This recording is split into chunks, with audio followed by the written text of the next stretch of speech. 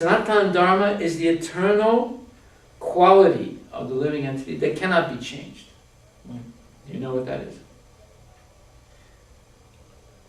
Birth and death, like the process you mentioned. No, but those are impositions on the living entity. It's not their quality. We don't like it. If it was our quality, we would like it. But we don't like those things, so it's not our quality. Like, for example, the President of the United States, he claims that he's the servant of the people. The President of India claims that he's the servant of the people, even though he has the top position, right? So whether you're president or whether you're bungie in the street, you're a servant of somebody. Your dog, your family, your nation, yourself, or someone else, you're always a servant. Right? So just like someone brought some milk. By the way, would you like some milk? No, thanks. You don't want it? You want some milk? No. No? Well, I'm going to take a glass of milk. I'll get it for you. Milk is very important for the intelligence. Okay. This is not Coca-Cola or Pepsi-Cola or Meca-Cola. This is milk. Without milk, the finer intelligence, because this is part of Vedic culture. We respect Gomata, right? We're not like heathens that worship animals, no. But we know that without Gomata, we cannot get milk and cream, and from the cream we make butter and then ghee, and then ghee is absolutely necessary to perform Vedic yagyas, because it says here, Saha Yagya, it says Saha Yagya, Prajasristva, Puravacha, Prajapati. In the beginning of time, the Lord gave us a system of yagya. By performing a yagya, we get all desirable things, and at the end, we attain liberation from birth and death by following the system. So, milk is Hare Krishna. Thank you very much. If you ever stop drinking milk and start drinking Pepsi-Cola or Coca-Cola or Champa-Cola or Meca-Cola, you're no longer a Hindu. As Ramdev says, Coca-Cola is excellent for washing the toilet, which means it's no good for drinking. But it's good to wash the toilet, right? But for drinking, you should drink milk. And then finer intelligence develop. You can begin to understand the subject. If I drink Coca-Cola, then I put my baseball hat on backwards, and when you explain Bhagavad Gita, I go, huh? Let's talk about football. You see? Or I go, hi man. You see? That's what happens with the baseball hat on backwards and drinking Pepsi-Cola. But if we follow the Vedic system, then we develop finer intelligence. We want to understand why do people suffer in this world? Why is there so much suffering? Why can't people live together peacefully? Okay. So this the answer to the question we began. You wanted to know what the Vedas are all about. Vedas are all about performing yajna. The Rig Veda explains that how to perform the yajnas and who to offer it to. Now, who do you offer yajna to?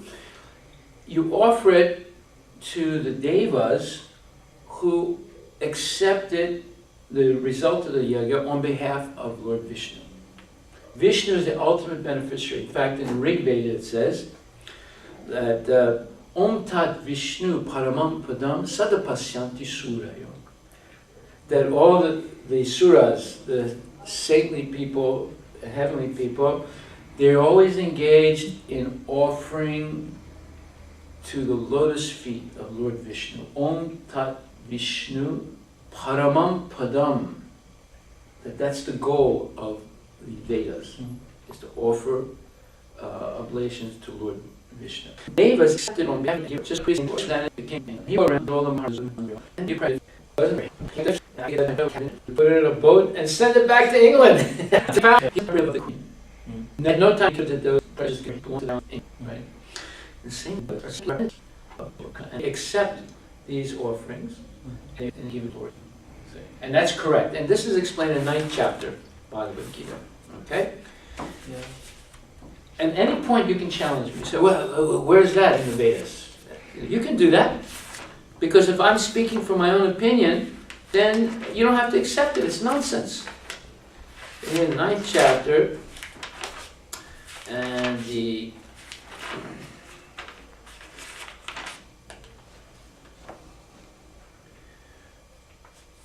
24th verse, aham hi sarva yagyanam bhoktacha prabhur evacha na tumam abhijananti tatminatas chavantite.